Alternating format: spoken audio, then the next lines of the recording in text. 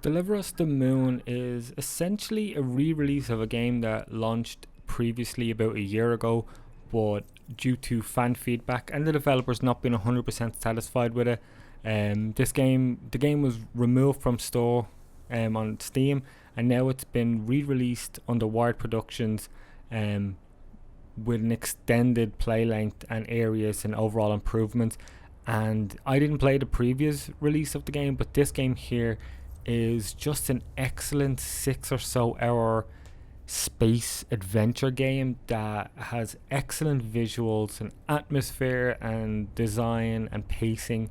That overall, it isn't one of those games that will be on any best games of the year list, but at the same time, it does everything very well and kept me completely engaged for its entire runtime, mixing things up enough at the right times without ever going too crazy with storylines, which can happen with sci-fi games. You can start to sort of throw in a lot of paranormal effects or aliens or subterfuge or anything like that. But this is just basically in the game. It's the future, and a source of energy is being used from another planet, but the the sort of the medium of how the energy gets from one place to the moon then to Earth has stopped functioning, and you are alone in going to the moon to find out what happened to crew, um, and yeah, basically find out what happened, what went wrong, and to bring it back.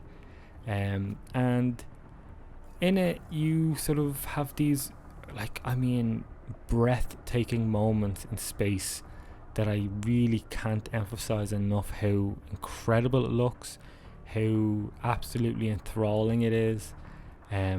Especially if you're any sort of space fan, I kind of am. I love these types of things, and it's just done so well. It's everything I wanted to feel and sense in these games. But for the most part, it is a puzzle game, and most of it is played in first person, but there are sections played in third person as well, depending on where you are. When you're on the space station, essentially, you are in first person. When you go on land, you're in third person. Nothing is too critical in terms of like rushing you through things, so you can just enjoy stuff and take it in. And some, like I said, I keep going back, there's some sites that are so bloody lovely to look at that I just loved being in this game. I love playing through it.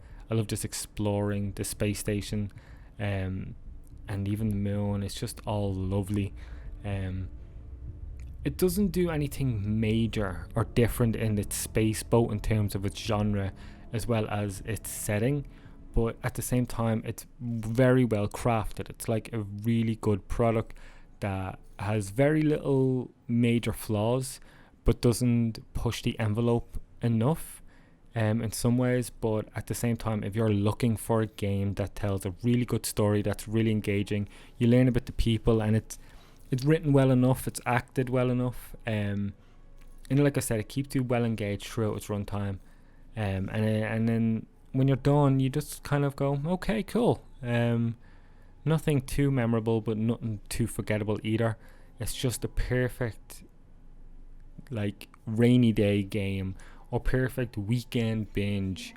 If you're not in the mood for all the other big blockbuster games, the action-packed sequences, which there actually are a couple kind of here, but they're not in the same sense of like everything's blown up around you, run, shoot. Like there's nothing like that.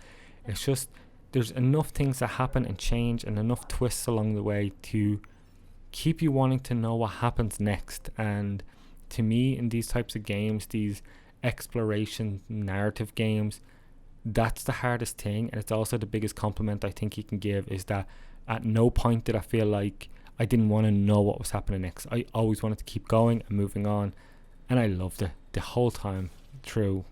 It's a really good game of that kind.